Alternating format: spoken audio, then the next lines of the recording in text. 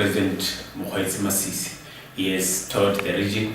He has made a few changes at the government enclave. We now look forward to see what is going to be next. And as always, I'm with Spencer Mogapi, the Deputy Editor of the Sunday Standard, to discuss the way forward for President Masisi. Spencer, welcome to our show, and what do you think is next for President Masisi? I think that the big issue facing President Masisi really has got everything to do with the economy and less to do with politics. I agree with you that politically he has been really on top of things. He has kind of made a big reforms inside government, cabinet, top civil service, but that is not really what the nation expects. The economy for many people is really in trouble. You will agree with me that many people are facing foreclosures from the commercial banks. Properties, houses are being seized by the banks. Many people have been laid off. Companies are closing. And the nature of our economy is that if the government does not do anything, everything will collapse. We are looking for direction from Botswana government in as far as what they intend to do with the economy. Either they prop up the economy using the stimulus of some kind. There is no agenda in as far as the economy for now. I think that is the most immediate and urgent thing for President Masisi. But one of the things that people are looking forward to is the prosecution of the people who were part of the corruption that is alleged at the National Petroleum Fund. And yesterday we thought that this morning we had a rise in fuel prices. That speaks to the National Petroleum Fund. Yes.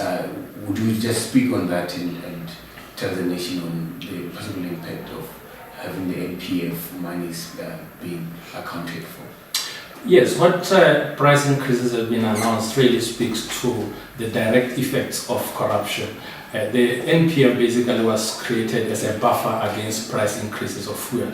And the country is now vulnerable, exactly what we had predicted, that with the fund being dilapidated and being destroyed the way it was through corruption, the country was going to be very vulnerable to international price increases of crude, and we have been proven right. But that is not the only thing. If you look at the past government, one of the biggest problems that we had was to do with the alcohol levy. I would have imagined that by now President Masisi would have done away with alcohol levy, because it did not only destroy Kalahari breweries, but many other industries that are directly related to Kalahari breweries, the jobs, the entertainment industry, the bars and the like. So I'm surprised that he has not moved swiftly to do away with the alcohol levy. There's no reason why that should be there, by the way.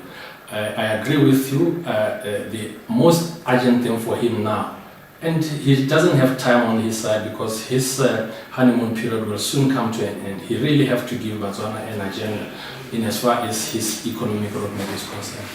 How important is it for President Masisi to take such targets, say for instance in terms of job creation? We have seen in different countries where president comes in and they set target to say by 2019 I would have created such and such number of jobs. It's very important. In fact, we would also recall that President Khama deliberately stayed away from stating just how many jobs, and here we're talking about sustainable jobs, not Ipelere he was going to create. He never mentioned a single figure in as far as creating an expectation, a public expectation of what he intended to do in as far as job creation. I think President Masisi should not just be so general to say he wants to create jobs. He must give the nation clear targets of his government. How many jobs, what kind of jobs. The private sector should also have some kind of expectation on him, what he wants to do to kickstart the whole economy. It's very important. If you become too general or you keep quiet, which is, by the way, just the same, the economy will not move.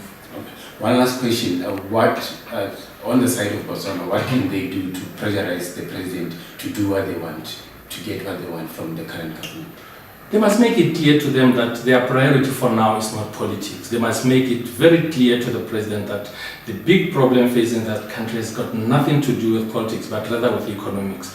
By so doing, they would create pressure on his government, pressure on his ministers, pressure on the public service and the civil service, that the country faces big economic problems. Too many people have been laid off, like I said. Too many companies have collapsed, and there's nothing basically moving as far as the economy is concerned. As always, this is just one of those topics that we wish you could be able to discuss at home. For now, we wish to thank Mogapi for coming through as always. Thank you, Mr. Spencer. Thank you very much. Cheers.